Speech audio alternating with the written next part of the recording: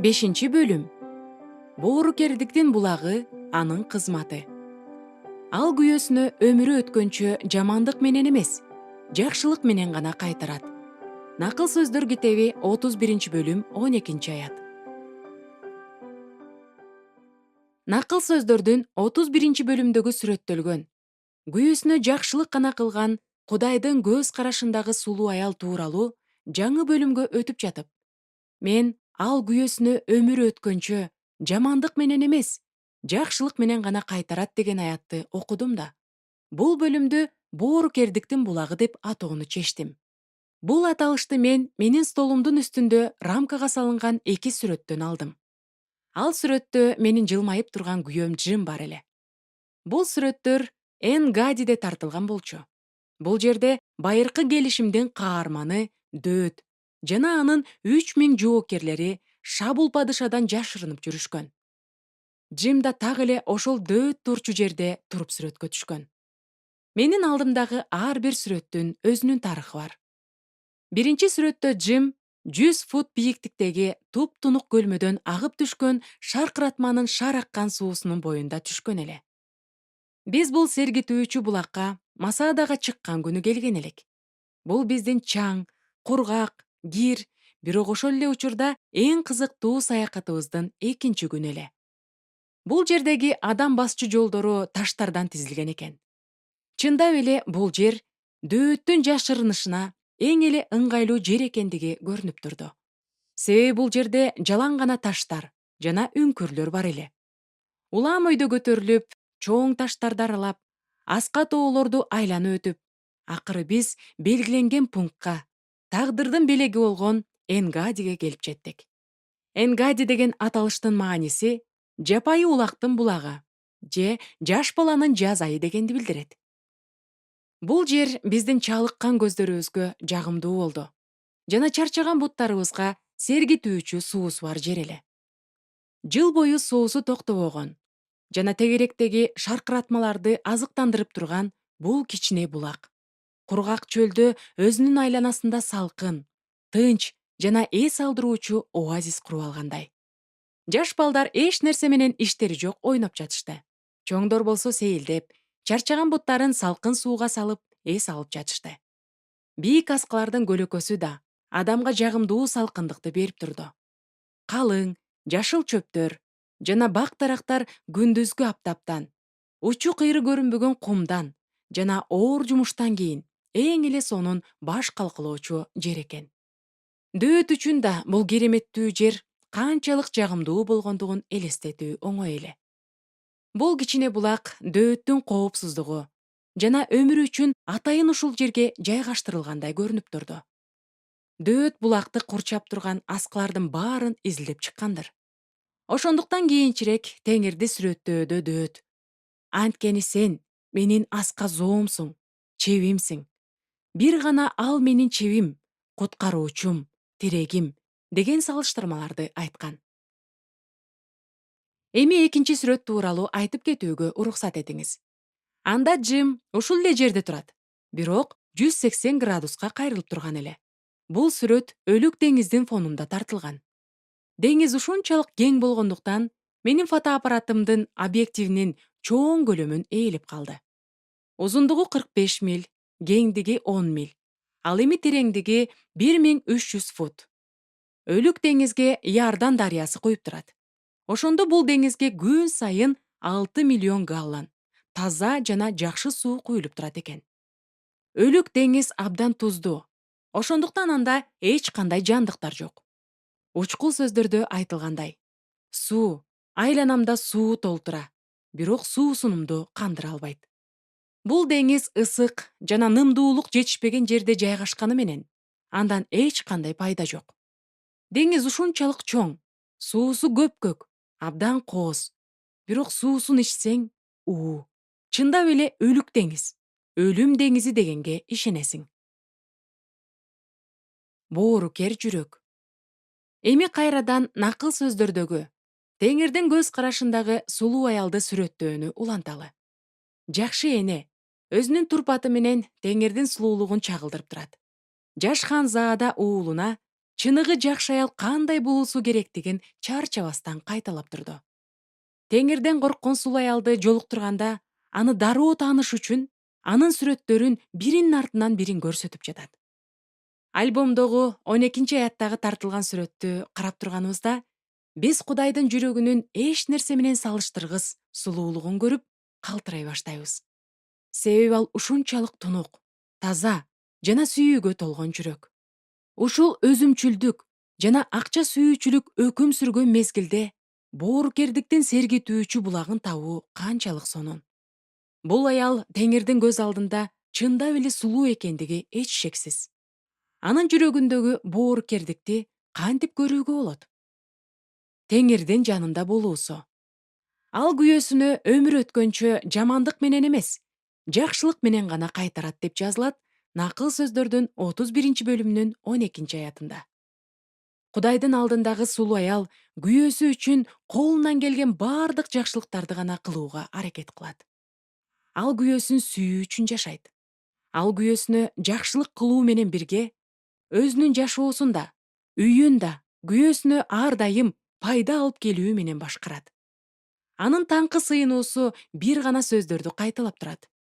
Сүйүктүү күйөөсүнө жакшылыктарды тилөө жана аны сүйүү үчүн, ага кызмат кылуу үчүн, аны урматтоо үчүн, анын кичине болсо да каалоолорун орундатуу үчүн жана анын жашоосун жеңилдетүү үчүн күч суроо.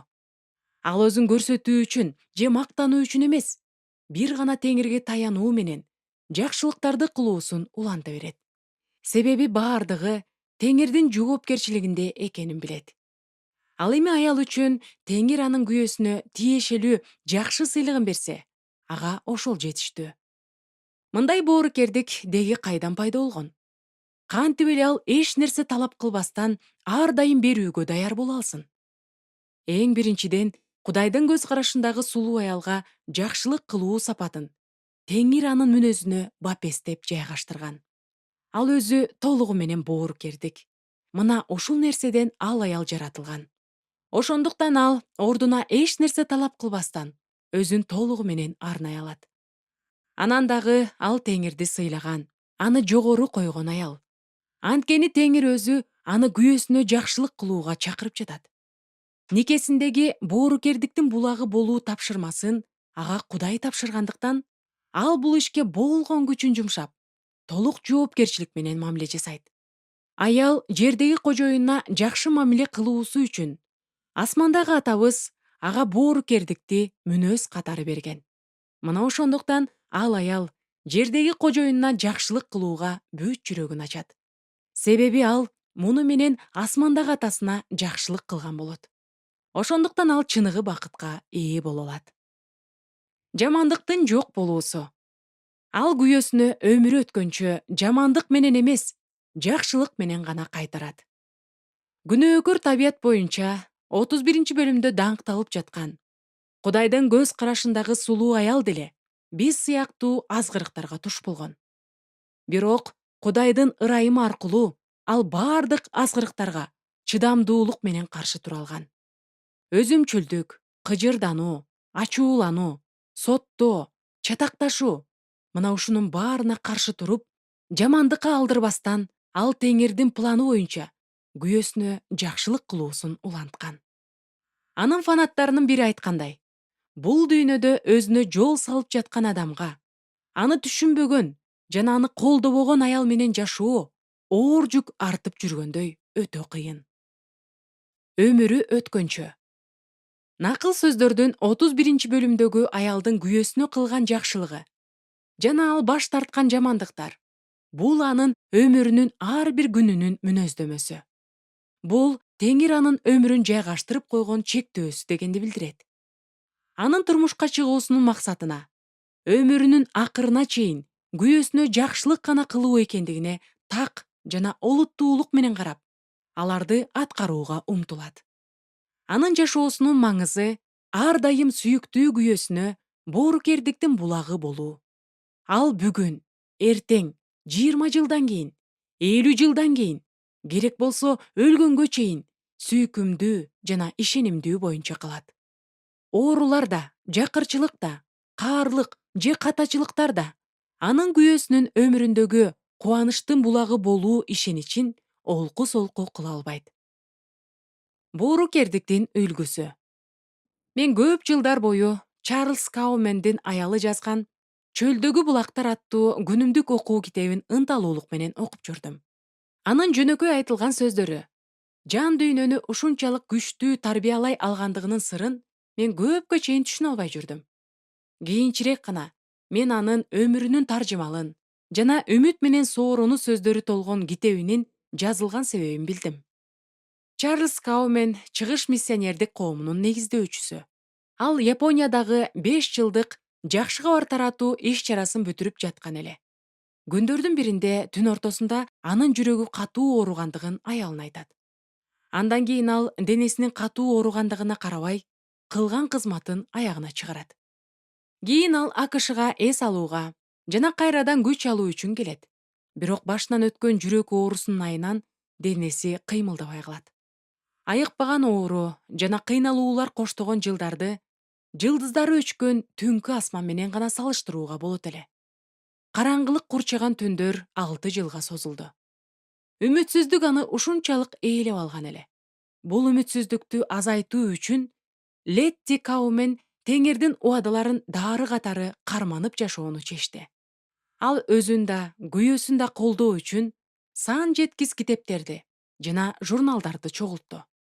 Азап чеккен күйөөсүнө колдоо сөздөрүн ал күнү түнү окуп берип жүрдү. Акыр аягында терең үмүтсүздүктө жүргөн ал Теңирдин убадаларынын байлыкка толгон казынасынан үмүттүн нурларын тапты да, аны сүйүктүү күйөөсү Чарльз менен тең бөлүштү. Ыйык китепти изилдеп жатып, ал жан дүйнөнү тынчтандырган жана соороткон сөздөрдү тапты. Ал экөө тең бирдей ушуга муктаж эле. Менин кымбаттуум, Летти Каумен өзүнүн күйөөсүнө чыныгы таяныч тирек боло алган. Ошондой эле ал өмүрүнүн акырына чейин боорукердиктин булагы боюнча калды. Күйөөсүнүн дени сак кезинде, Японияда жүргөн кезде, ал анын жардамчысы эле. Жана бул караңгылык каптаган күндөрдө да ал өзүнүн күйөөсүнө жана Теңирине ишенимдүү боюнча калды. Ал өмүрүнүн 6 жылын өлүмгө жакындап калган сүйүктүү күйөөсүнө арнап, анын руханий абалын жеңилдетүүгө бүт аракетин жумшады. Үй тиричилигин, финансларын жана анын кызматын башкарып, ушул оор жылдары күйөөсүнүн рухун кереметтүү чындыктар менен көтөрүп жүрдү. Ушул кереметтүү аялдын күчтүү руху аркылуу сиздин да жүрөгүңүз козголсун деп мен чын жүрөктөн сыйынам. Жана Теңирдин көз карашындагы сулуулук чындыгында кандай болоорун сиз да түшүнө баштадыңыз деп ишенем. Ал аял назик, бирок ошол эле мезгилде кыйынчылыкка чыдамкай. Ал бекем аска жана булак. Теңирдин боорукердигине толгон жүрөк менен жана анын жетектөөсү астында кыйынчылык болобу, ал баардыгын жеңип өтөт. Себеби анын тапшырмасы ушундай. Анын Теңирдин астындагы кызматы күйөөсүнө жакшылык кылуу. Берилген тапшырманы ал баардык олуттуулук, жоопкерчиликтүүлүк жана ишеним менен аткарып, боорукердикти ишке ашыруу үчүн эмгектенет. Летти Каумендин сырткы келбети кандай экенин мен билбейм. Бирок биз анын жүрөгү кандай экенин билебиз. Мен анын дене түзүлүшү кандай экенин билбейм. Бирок биз анын кубаттоодогу, кызмат кылуудагы күчүн жана күйөөсүнө акырына чейин ишенимдүү бойдон калган аял экенин жакшы билебиз. Теңирдин көз карашындагы сулуу болгон башка аялдар сыяктуу эле, Летти да өмүрүнүн акырына чейин анын планын ишке ашырууну көздөп, күйөөсүнүн кубанычынын булагы болуп келген. Анын кереметтүү өмүрү чындап эле какыраган чөлдөгү булак суусу десек болот. Кантип сулуу боло алам? Канткенде мен күйөөмдүн чыныгы тирөөчү болуп жашай алам. Биринчиден, жакшылыктын душмандарынан сак болуңуз. Ал күйөөсүнө өмүр өткөнчө жамандык менен эмес, жакшылык менен гана кайтарат. Элестетип көрүңүз, жакшылык жана кастык. Бири-бирине ушунчалык каршы келген өнөкөттөр. Бири ушунчалык жагымдуу, өзүнө тартып турат, башкасы ушунчалык коркунучтуу. Демек, аялынын күйөөсүнө кастык менен мамиле кылуусу чындап эле реалдуу болгондугу үчүн Теңир эскертип жаткан турбайбы? Ыйык китепте бул тууралуу көптөгөн мисалдар бар. Өздөрүнүн күйөөлөрүнө боорукердиктин булагы боло албаган аялдардын тизмесин карап көрүңүзчү. Обо Адамдын жардамчысы болуп жаралганына карабастан, аны күнөөгө түрткөн. Сулаймандын аялдары анын жүрөгүн Теңирден алыстатышкан. Изебел өзүнүн күйөөсү Ахапты жийиркеничтүү иштерди жасоого түрткү берген. Аюптун аялы ага Кудайды каргап туруп өлүүнү сунуштаган. Ребекка күйөөсү Ыскакка калп айткан. Михал күйөөсү Дөөттү жек көргөн. Бул жүрөктөрү катып калган, өздөрүнүн никелерин бузган аялдар кимдер деги? Эң башында бир нерсени айтып кетүү зарыл. Өздөрүн башкаларга салыштырууну жактыруу. Бул терең туңгуюкка алып барчу караңгы жол. Башында күйөөңдү, андан кийин жашооңду жана финансылык абалыңды башка адамдар менен салыштыруу деген кызыктуу оюнга акырындык менен билинбей батып кетүү канчалык оңой экендигин мен жакшы билем. Салыштыруу, үмүттөнүү, кыялдануу — бул сапаттар биздин жүрөгүбүздү тез эле өзгөртүп кое алышат. Мунун баардыгы менин жеке жашоомдо, менин күйөөм менен мамилемде, Теңир мага түзүп берген ар кандай шарттарда, анын планынын ишке ашуусуна багытталышы керек. Себеби ошентүү менен гана Кудай мага даярдап койгон боорукердик кызматын ишке ашырып, анын артынан ээрчей алам. Келиңиз анда, азыр бир саамга токтоп, Теңирге күйөөңүз үчүн, анын сизге ачып берген кызмат жолу үчүн ыраазычылык айтыңыз.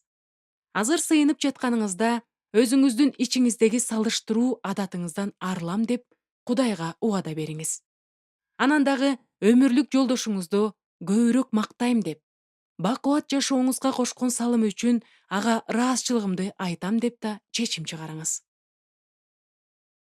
Өкүнүүнүн жана таш боордуктун тамырына суу куя берсеңиз, анда сиз жакшылыкка эмес, кастыкка жана жамандыкка алып келген туура эмес жолго түшөрүңүз анык. Күйөөңүз жөнүндө же кандайдыр бир абалга карата ачуулануу же өкүнүү менен ой жүгүртүп коюунун өзү эле сиздин жүрөгүңүзгө кайгырууга же өкүнүүгө жол ачылды дегенди билдирет. Мындай ойлор сиздин тынчыңызды алып, башкалар менен мамилеңиздин үзүлүүсүнө, андан да жаманы сизге эң кымбат болгон күйөөңүз жана балдарыңыз менен болгон мамилеңиздин бузулушуна алып келет. Анда келиңиз, кайрадан Теңирибизге биздин жашообуздун ар бир мүнөтү үчүн ыраазычылык айтып сыйынабыз. Биздин өкүнүчкө же кайгырууга каршы күрөшүү үчүн куралыбыз — бул Теңирге болгон ыраазычылыгыбыз. Сиз да ушул куралды колдонуп көрүңүз. Ошондо бир эле убакытта кубанып, алкыш айтуу жана өкүнүп кайгыруу мүмкүн эмес экендигин сиз жакшы билип каласыз. Анализдеп байкап көрүңүзчү. Эмне үчүн руханий мамиле алсырап калат болду экен? Никедеги көйгөйлөр руханий жашоодогу кыйынчылыктарды көрсөтүп турат. Теңирге жакын болуңуз. Анын сөзүн окуңуз. Сыйынууда болуңуз. Кудайдын ырайымынын астында жашаңыз. Ушунун баары биздин жүрөгүбүздү толтуруп турса гана, биз боорукердиктин булагы боло алабыз. Төмөнкү сыйынуу сиздин Кудай менен тирүү мамиле курууңузга жана кымбаттуу күйөөңүз менен жакшы мамилелешүүгө жардам берет. Теңирим, менин күйөөмө жакын болгонум аркылуу мен сага көбүрөөк жакындайм. Мен күйөөмдү көбүрөөк таануум аркылуу сени тереңирээк тааный алам. Күйөөмдү чын жүрөктөн чыккан жеткилең сүйүү менен сүйгөнүм андан да, дүйнөдөгү баардык нерседен да сени көбүрөөк сүйүүгө түрткү берет. Күйөөм экөөбүздүн ортобузда сенден башка эч нерсе тура албайт. Сен гана, Теңирим, ар бир көз ирмемде биздин ортобузда боло көр. Ал эми биздин жүрөктөрүбүз биригип жаткан учурда, алар сени менен да бирге болуусуна батаңды бер, Кудайым. Экинчиден, Кудайдын планы менен жүрүңүз. Биздин кызмат нике жашоодо батанын булагы болуу, жакшылык кылууну пландаштырууда жана аны ишке ашырууда өзүбүздү Теңир менен бекемдөө. Жакшылык кылууну пландаштырыңыз. Акылмандуулук менен айтылган чындыкта да. Жамандык кылууну ойлоп жаткандар адашып жатышкан жокпу? Ал эми жакшылык кылууну ойлогон адамдарда ырайым, ишеним бар деп жазылган. Биздин жыйыныбызга конокко чакырылган бир насаатчы бул аяттын үстүнөн ой жүгүртүп жатып, Адольф Гитлерди айта кетти. Фашисттердин бул башчысы 6 миллион еврейлерди өлтүргөн. Насаатчынын сөзү боюнча, колуктуу үйлөнүү тоюна кандай камынса, Гитлер да жамандыкты ойлоп таап, аны пландаштырып, аны ишке ашырууга так эле ошондой камынган. А сизчи? Сиз эмнени пландаштырып жатасыз? Биз да жакшылык кылуу же жамандык кылуу планын тандай алабыз. Бирок биз Кудайдын көз карашындагы сулуу аялдар катары жакшылыкты гана кылууга чакырылганбыз. Демек, бүгүндөн баштап ар дайым жакшылык кылууну өмүрүңүздүн акырына чейин максат кылып алыңыз. Эми бул планды ишке ашыра баштаңыз. Мыкты пландаштыруу менен эле чектелип калбаңыз. Ар бир жакшылык ишиңизди акырына чыгарууга аракет кылыңыз. Бул план ишке аша тургандай болсун. Үмүт эч качан жоголуп кетпейт. Ал эми боорукердиктин алипеси сиздин кичине булагыңызды шар аккан чоң дарыяга айландыра алат. Боорукердиктин кыскача алипеси. Биринчиден, ар дайым руханий салымыңызды кошуп туруңуз. Аюптун аялы сыяктуу күйөөңүздүн Теңирдин планы тууралуу сиздин көңүлү калуусуна жол бербеңиз. Экинчиден, күйөөңүздүн атын баталаңыз. Күйөөңүз жөнүндө сүйлөп жатканда сөздөрүңүздү башкарып, боорукердиктин мыйзамы ишке ашуусуна жол бериңиз. Үчүнчүдөн, чыгымдарды азайтыңыз. Үй бүлөңүздүн финансылык абалын жеңилдетүү милдетин кабыл алыңыз. Үй бүлөңүздүн финансылык абалын жеңилдетүү милдетин кабыл алыңыз. Төртүнчүдөн, анын балдарын тарбиялап, өстүрүп, аларды тартипке салыңыз. Накыл сөздөрдүн 31 бөлүмүндө жакшы эненин насааты баардык насааттардын эң мыкты үлгүсү экенин көрө алабыз. Сиз да күйөөңүздүн кыялдарын тең бөлүшүңүз. Анын умтулууларын, үмүттөрүн колдоп туруңуз. Бешинчиден, күйөөңүз айткандай кылыңыз. Обо өзүнүн күйөөсүнүн жүрөгүнө кайгы салган. Себеби ал күйөөсү айткандай кылган эмес. Алтынчыдан, бактылуу үй деген эмне экендигин билдирүү менен күйөөңүздүн жүрөгүнө кубаныч тартуулаңыз. Накыл сөздөрдүн 19 бөлүмүндө айтылгандай, ажаан жана наалыган аял болбоңуз. Жетинчиден, ар дайым оор басырыктуу, жоош жана туруктуу болуңуз. Сиздин үйүңүздө доктор Джекил менен миссис Хайд жашабайт экендигин далилдеңиз.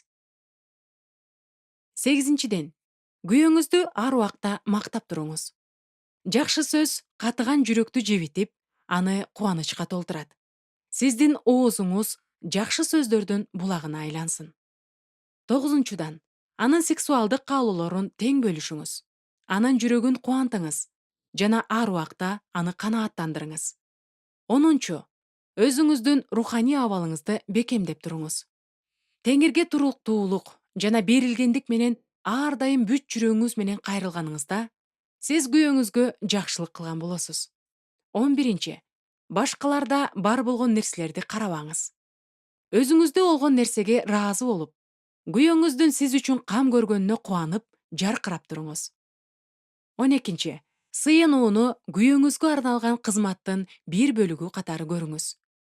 Сиздин жүрөгүңүздөгү боорукердиктин булагын жаратууда сыйынуудан артык жол жок. 13.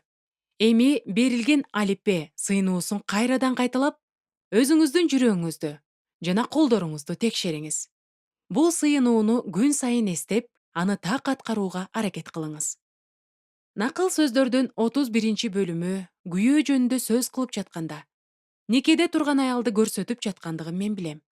Бирок 31 бөлүм жалгыз бой аялды, анын күйөөсү бардай кылып сүрөттөп да жатат. Эстеп көрүңүзчү, энесинин насаатын угуп жаткан жаш улан, ал азырынча бойдок эмеспи? Ал айтылган мыкты сапаттарды күйөөгө тиелик кыздан издөөгө камынып жатат. Эми бизге айкын болду. Теңирдин ар бир аялга койгон максаты бир экен. Биз боорукердиктин булагы болууга тийишпиз. Сулуулукка чакыруу.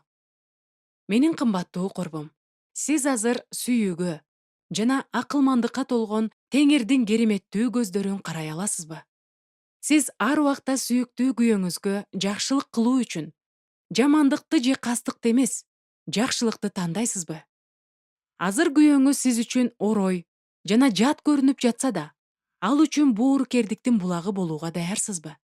Себеби сиздин сулуу жана кереметтүү аялга айланууңуз үчүн күйөөңүз Теңирдин жеткилең планынын бир бөлүгү. Мунун баардыгы сизден кандайдыр бир аракетти талап кылышы мүмкүн. Акыр аягында сиз үчүн оор милдетке да айланып калышы мүмкүн.